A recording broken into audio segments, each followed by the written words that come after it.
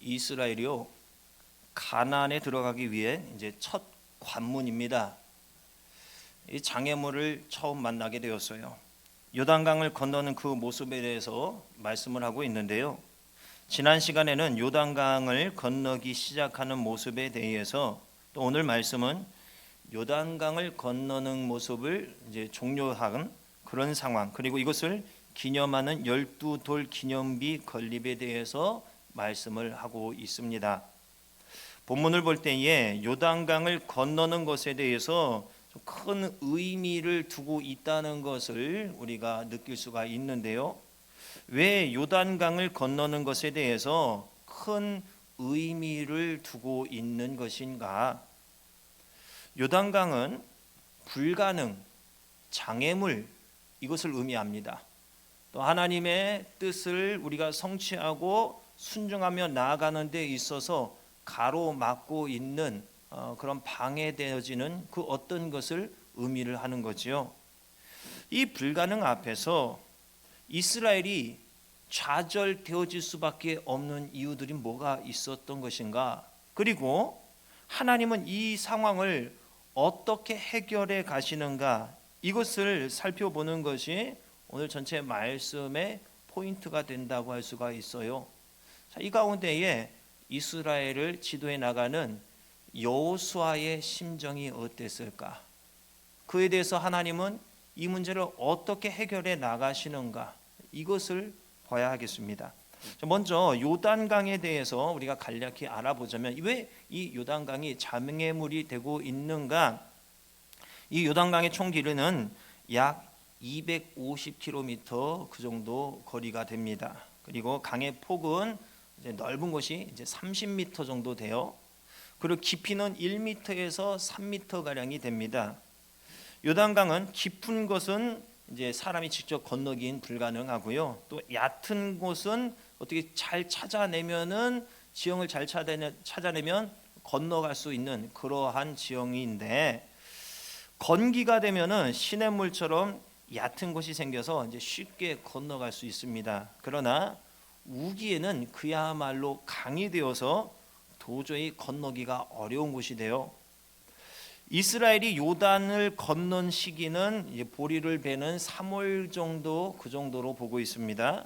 이 시기는 헐몬산에 눈이 녹아 내려 가지고 이 요단강으로 많이 유입이 됩니다. 그리고 봄이 되어서 봄비가 내리는 시기, 이른비가 내리는 시기이기 때문에 물이 강 양쪽의 언덕, 그러니까 강둑에 넘칠 정도로 이게 물이 흘러요. 18절을 보면은 요단강물이 전과 같이 언덕에 넘쳤더라 라고 함을 볼 때에, 이스라엘이 지금 이 요단강을 건너는 때는 요단강물이 강둑에 넘칠 정도로 그 수위가 최고조에 도달해 있다는 것을 우리가 이 본문을 통해 확인을 할 수가 있어요. 그래서 이스라엘이 이 요단강을 통해서 이 가나안 땅으로 들어가는 데 있어서 이게 장애물이 될 수밖에 없는 거예요. 현재 가나안 거주민의 입장에서 보면은 이 요단강이라는 존재는 외부의 침략을 막아주는 천연의 방벽 역할, 천연의 요새가 될 수 있는 그 역할을 해주고 있어요. 이스라엘 입장에서는 이 가나안 땅을 정복하기 위해서는 반드시 건너야만 하는 이 커다란 장애물이 딱 하고 가로막고 있는 상황이에요. 저들에게는 장점이 되고 우리에게는 단점이 되는 이 요단강을 어떻게 건너가느냐, 이게 큰 숙제가 된 것이지요. 요단을 건너는 이스라엘의 모습은 우리 삶에 일어나는 장애물에 대해서 충분히 적용할 수 있는 신앙의 교훈을 우리에게 주고 있습니다. 요단강을 건너는 것에 대해서 여호수아는 가나안 정복을 위한 전략적인 측면에서 접근하기보다는 영적인, 종교적인 면을 강조합니다.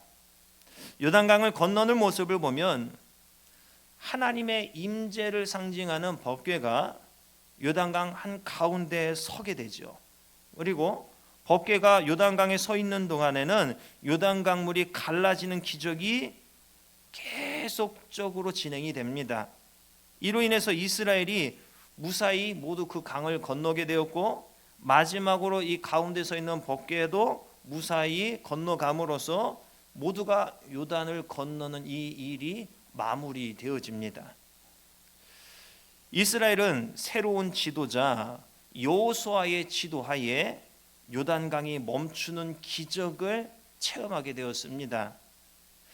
여호수아에게 있어서는요, 이 여호수아 개인에게 있어서 이게 얼마나 감사한 일이고 얼마나 이게 다행인지 몰라요. 40여 년간 이스라엘을 인도했던 모세라는 그 큰 지도자가 이제는 없습니다. 이제 죽어버렸습니다. 그 뒤를 이어서 여호수아가 이스라엘의 지도자가 되어서 그들을 이끌기 시작했는데, 여호수아에게 이 사실이 왜 큰 짐이 안 되겠습니까?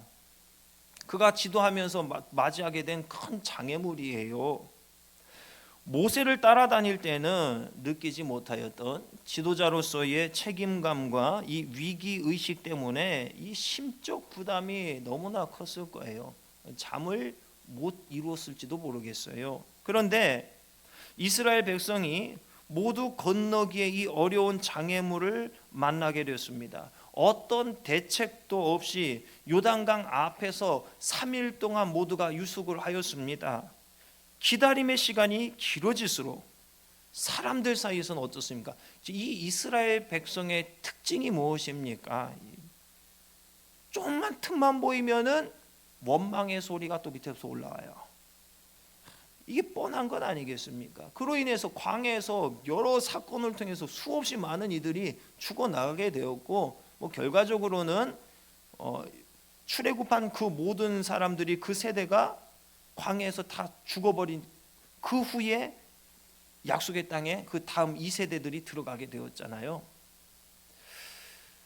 여호수아의 리더십에 대해서 의문을 품기 시작했을 것이고, 이는 여호수아를 향한 인신공격으로 이어지게 될 것이 뻔한 것이에요.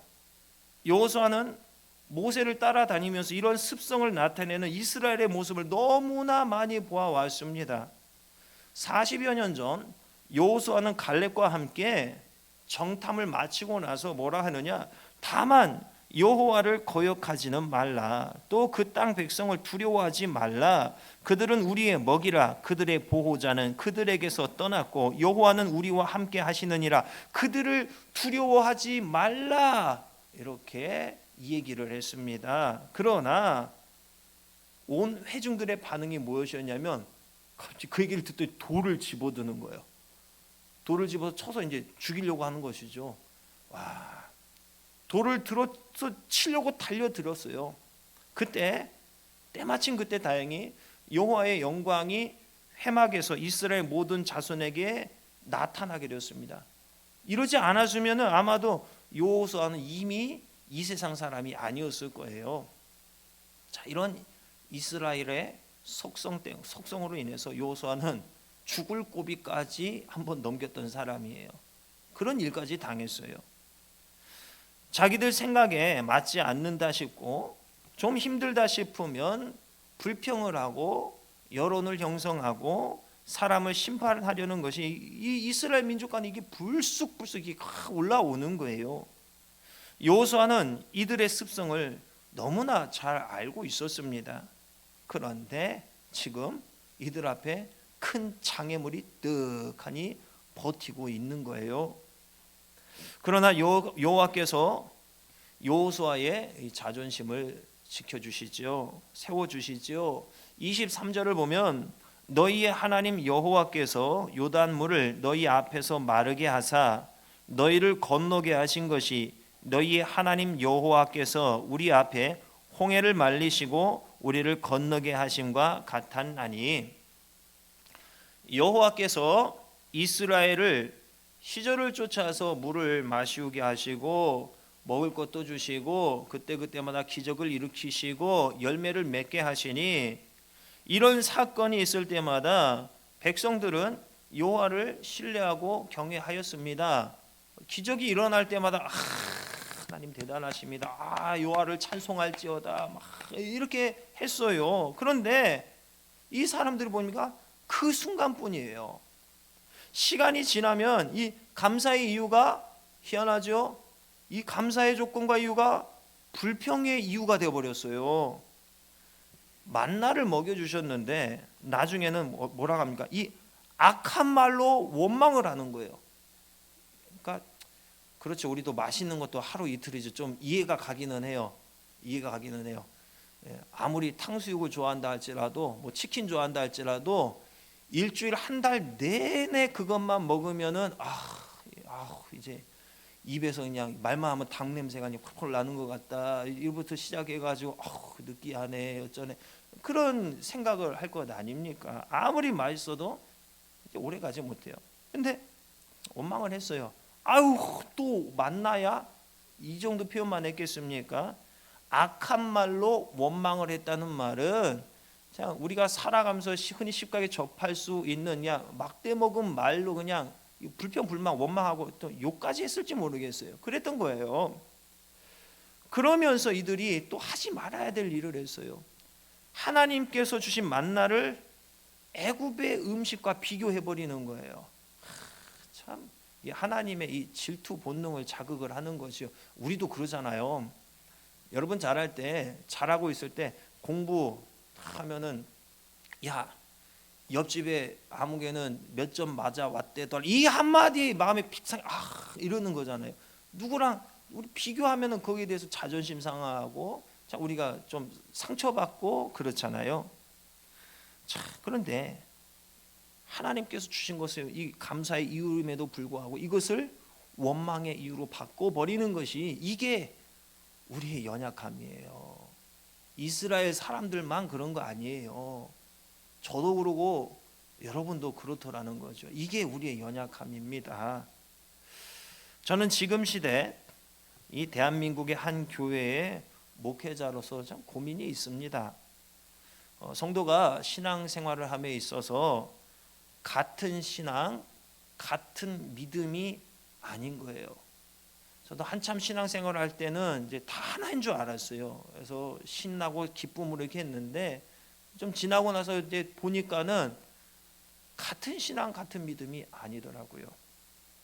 어느 도시를 가나, 어느 교회를 가나 신앙과 믿음을 하나님의 말씀을 근간으로 해서 쫙 쌓아 올린 것이 아니라 자기 주관으로 이것을 이해하고 자기 주관으로 해석한 그 신앙의 모습이 그것이 길이요 진리인 것으로 여겨버리더라는 것이죠.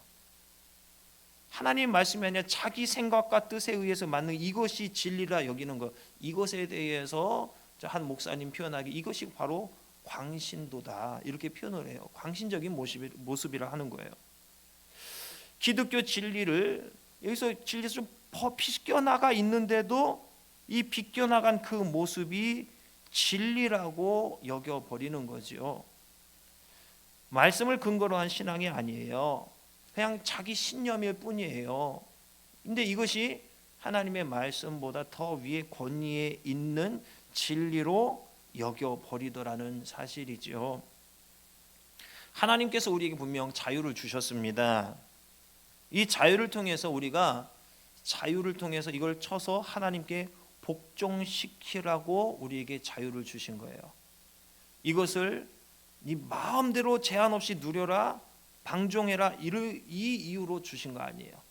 자유로운 상황을 주신 가운데 거기서 너가 뜻을 세워서 여호와 하나님께 네 뜻을 굽히고 복종해라. 그것이 너에게 복이 되는 것이다. 이 조건을 거신 거예요. 그런데 많은 사람이 방종으로 허탄함으로 이 자유를 허비해 버리더라는 사실이에요.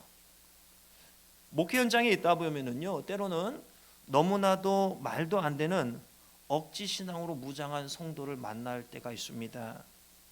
요즘 아이들 말로는 이게 핵노답이에요. 핵노답 아시죠? 답이 없는 거예요. 강하게 밀어붙이면 부러져요. 살살 달래면 또 우습게 여겨요. 이게 참 방법이 없는 거죠. 많은 성도들이 자기 신앙, 내가 복음에 굳건하게 서 있는 것을 보게 됩니다. 충분히 검증하지 않고 이것을 받아들이는 맹신이 신앙의 지성으로 둔갑해 버려요.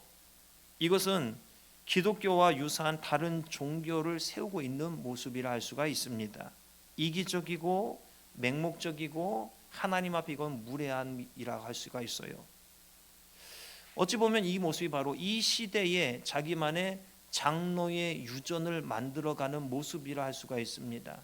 성경을 통해서 보면 장로의 유전을 만들어, 아이고 저 어리석은 사람들, 저 바리새인 같은 사람들 이러면서 실상 내가 이 시대에 장로의 유전을 우리 스스로 만들어내고 있더라는 사실입니다. 그런데 이게 가는 곳마다 보여요. 서울에 있을 때도 보이고 목포에서도 뭐 해남에 광주에 다 이게 보여요. 그런데 목회자인 저로서는 어떻게 할 방법이 없는 거예요. 상대방이 수긍할 만한 또 지혜롭고 단순한 말, 이해하기 쉬운 말을 저도 이게 잘 안 되는 거예요. 할 줄 몰라요. 그래서 답답한 마음을 기도로 푸는 것 말고는 할 수 있는 것이 없는 거예요. 주님 어떻게 합니까? 제가 그래도 하나님이 목회자로 세우셨는데 교회를 지키고 말씀으로 잘 지도하라고 목회자로 세워주셨는데 하나님, 나 저 이거 어떡합니까? 하나님 어쩌면 좋습니까? 기도하는 것밖에는 없어요. 그때 제 마음에 이런 깨달음이 있었습니다. 야, 나도 못했다. 예수님께서 이 땅에 사역하시는 동안 이게 잘 안 되셨어요. 이게 나름 저에겐 좀 위안이 되긴 했어요. 그렇지. 주님께서도 3년 동안 계시는 이게 안 되었는데, 그렇지. 나라는 게 뭐라고 내가 뭘 해 하면서 나름 좀 위안이 되긴 하지만은 그래도 이 안에 답답함은 여전하지요. 하나님, 마치 패역한 세대와 같은 이 땅의 기독교 어떻게 합니까? 마태복음 17장에 이런 일이 있었습니다. 한 사람이 예수님께 와서 꿇어 엎드리는 거예요. 그러면서 하는 말이, 주여 내 아들을 불쌍히 여기소서. 그가 간질로 심히 고생하여 자주 불에도 넘어지며 물에도 넘어지는지라. 내가 주의 제자들에게 데리고 왔으나 능히 고치지 못하더이다. 그러자 예수님께서 하시는 말씀이, 믿음이 없고 패역한 세대요, 내가 얼마나 너희와 함께 있으며 너희와 얼마나 너희에게 참으리요. 그를 이리로 데려오라. 그리고 그 안에 있는 귀신을 쫓아내서 병에서 놓이게 하십니다. 예수님은 사람들의 불신앙이 이적과 증거의 불충분 때문이 아니라 진리를 귀담아 듣지 않고 그들의 마음을 돌이켜 진리를 거부하고 고집센 생활 태도 때문이라는 것을 지적하셨습니다. 사람들이 믿지 않아요. 불신앙이 기적이 부족해서, 이적이 부족해서 그런 것이 아니다. 바로 삶의 태도 때문에 그렇다. 고집이 센 그 모습을 계속 고집하기 때문에 이 믿음이 생겨나지 않는 것이다. 이렇게 말씀을 한 거죠. 예수님께서 믿음이 없고 패역한 세대라고 말씀하셨는데, 이 말씀의 대상은 예수님의 제자들과 논쟁을 벌였던 서기관들, 그리고 이스라엘 백성들을 모두 포함한다고 볼 수가 있습니다. 그리고 병을 고치지 못하고 논쟁을 벌이고 있는 제자들을 향한 말씀이기도 합니다. 맹신으로 똘똘 뭉쳐있는 성도나 이를 고치지 못하는 목회자나 똑같이 믿음이 없고 패역한 세대라는 것입니다. 그럼 어떡합니까? 나도 패역하고 너도 패역한 이 마당에 무엇을 어떻게 해야 한단 말입니까? 그런데 이 사건에 있는 예수님의 말씀 속에 답이 있어요. 무엇이냐? 그를 이리로 데려오라. 예수님 앞으로 함께 가면 되더라는 거죠. 우리가 어떻게 할 수 있는 일이, 감당할 수 있는 일이 아닌데 그럼 어떻게 하면 되는 겁니까? 예수님 앞으로 가면 되더라는 거예요. 그 다음에는 주님께서 알아서 해 주시더라는 겁니다. 자, 여기까지 딱 보니까 깨달아지고 보게 되고 그 다음 질문이 떠오릅니다. 그 다음 숙제가 주님 그러면 어떻게 예수님 앞으로 가지요? 이런 질문이 떠오르는 거죠. 쉽지가 않습니다. 그런데 본문의 이 여호수아에게 마치 이런 압박감과 스트레스가 있지 않았을까 싶은 거죠. 이번 사건을 여호수아는 어떻게 해결합니까? 7절입니다. 요단물이 여호와의 언약궤 앞에서 끊어졌나니 곧 언약궤가 요단을 건널 때에 요단물이 끊어졌으므로 여호와께서 여호수아에게 말씀해 주시고 여호수아는 이 백성들을 하나님이 이 말씀 그대로 순종하여서 지도해 나갔습니다. 장애물 앞에서 하나님의 말씀을 앞세우고 따라갔습니다. 그랬더니 장애물이 끊어지는 역사가 일어나는 거예요. 목회자는 말씀을 통해서 하나님의 음성을 듣고, 그러니까 책상 앞에서 말씀과 씨름하면서 거기에 숨겨져 있는 뜻과 영적 감동을 찾아내고 보화를 진주를 발견하고 캐내고 이 일을 해야 되는 것이고, 성도는 또 강대상에서 선포되어지는 이 말씀을 따르고 순종하는 것이 예수님께로 함께 나아가는 모습이라 할 수가 있어요. 그럼 우리는 요단강을 건널 수가 있습니다. 우리 앞에 있는 이 홍해가 갈라지게 되어 있어요. 문제 해결이 일어나게 되는 것입니다. 패역한 자에 내가 들어 있습니다. 믿음이 적거나 없어서 아무런 성령의 능력이 나타나지를 않아요. 이 시대에, 이 맹신의 시대, 광신의 시대, 패역한 시대에 우리가 반드시 회복할 것이 무엇이냐? 예수님 앞으로 나아가는 것입니다. 하나님의 말씀에 대한 이 감동을 반드시 회복해야 하더란 말입니다. 아까 함께 찬양을 하는데 좀 그런 마음을 주시는 것 같았어요. 어떤 신학적인 문제, 어떤 관계에서 문제, 교회 안에서 이런 문제, 성도와 성도 간에, 성도와 목회자 간에 뭐 여러 가지 그런 일들, 하나님 이거 어떻게 합니까? 근데 찬양을 하는데 하나님을 섬기고 찬양하는데 한 마음을 부어주시는 게 느껴지더라고요. 이거구나. 우리가 하나님을 섬겨 나가고 하나님 앞에 나아갈 때에 그 모든 감정과 언어와 어떤 상황의 그런 문화의 장벽이 무너지게 되는구나, 이거구나, 이런 깨달음이 있게 되었습니다. 여러분, 우리는 연약해요. 이스라엘 백성과 같이 분명히 감사할 이유도 시간만 좀 지나면 이것이 원망의 이유로 바뀌어지는 것이 우리 어떻게 보면 당연한 모습이더라는 거예요. 근데 우리는 상대방에 대해서 참 거룩하고 좋은 모습을 기대합니다. 근데 그 기대에 만족이 안 되니까 서로 상처가 되는 거예요. 그런데 여러분, 오늘 말씀을 보니까 기대하지 마세요. 우리는 그렇더라고요. 연약해요. 그럴 수밖에 없어요. 그럼 어떻게 합니까? 인간적인 기대하지 마세요.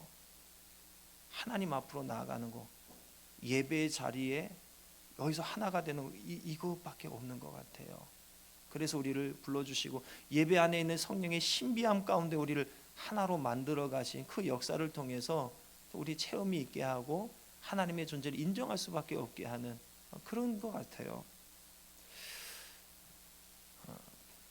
저는 하나님의 말씀을 깊이 있게 더 묵상하고 설교로서 이걸 풀어내야 하는 것이고, 여러분은 이 선포되는 말씀대로 살아감으로써 여러분 앞에 있는 이 홍해와 요단을 갈라내야 하더라는 것이죠.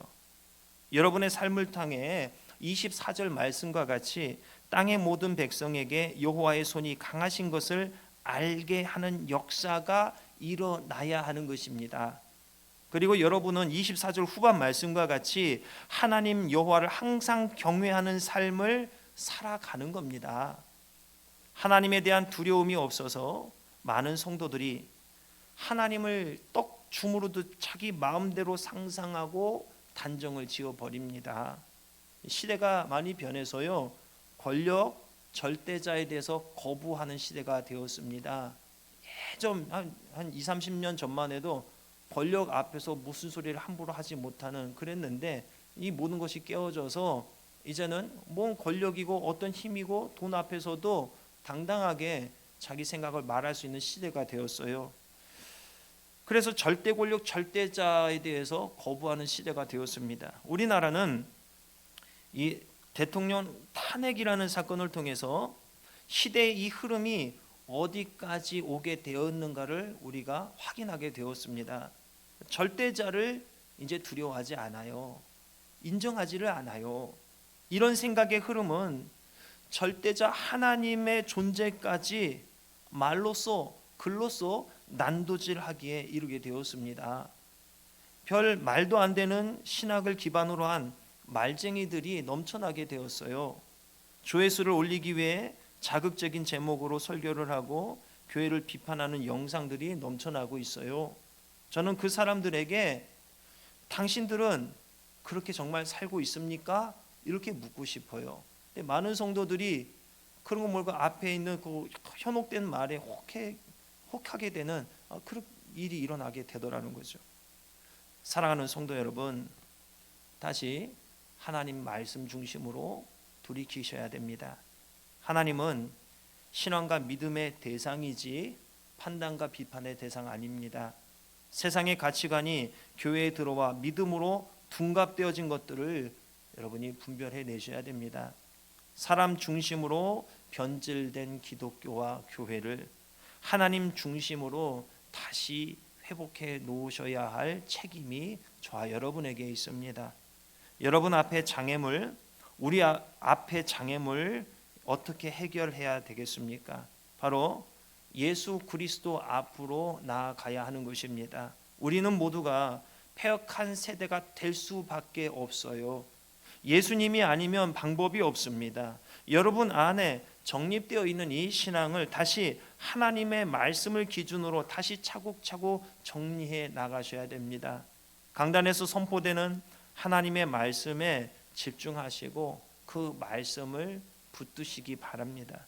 그리고 삶에서 어떻게든 적용하기 위해 끊임없는 묵상을 해 나가셔야 됩니다. 이런 삶 가운데에 하나님의 감동이 임하게 되는 것입니다. 그러면 되는 거예요. 성령께서 나를 압도하기 시작하고 인도해 나가시기 시작하는 것입니다. 이전에 나로서는 절대 할 수 없는 말과 행동이 성령의 감동으로서 순종되어지는 거예요. 성도는 하나님의 말씀에 순종할 때 하나님의 선하신 역사를 체험하게 됩니다. 나를 앞세우지 말고 바로 본문의 이스라엘이 여호와의 법궤를 앞세우고 나아갔던 것 같이 하나님의 말씀을 앞세우시기 바랍니다. 어떻게든 하나님이 말씀으로 해결하실 것을 믿으며 끝까지 말씀에 순종하여서 말씀으로 대처해 나가시기 바랍니다. 그러면 하나님이 일하셔요. 아무리 기다려도 일이 안 일어난다고요? 인내를 기대하시는 하나님의 연단의 방법입니다. 우리가 신뢰하고 순종하되 우리가 죽기까지 좀 말씀을 붙들어 보자는 거죠. 우리가 생각하는 것은 요단에 다리가 생기고 배가 생기는 것인데 하나님께서는 요단을 아예 물이 멈춰버리게 하셨습니다. 하나님은 우리가 상상할 수도 없는 아주 기묘한 방법으로 지금도 일하고 계셔요. 여러분 앞에 있는 문제, 우리 앞에 있는 문제, 하나님께서 하나님의 방법으로 일하시도록 하나님의 말씀 앞으로 나아가는 삶을 위해 거기에 생명을 거시기 바랍니다. 거기에 우리의 소망이 있고 우리의 미래가 있습니다. 이 삶이 이루어지지 않으면 우리 세대에서 이 교회가 끝나게 될 것입니다. 여러분의 참된 신앙의 모습을 통해 이 기독교의 진수가 이 안에 꿈틀거리고 하나님의 임재가 떠나지 않는 교회요, 하나님의 역사가 끊임없이 일어나는 교회요, 성도 되시기를 주님의 이름으로 축원합니다. 기도하겠습니다.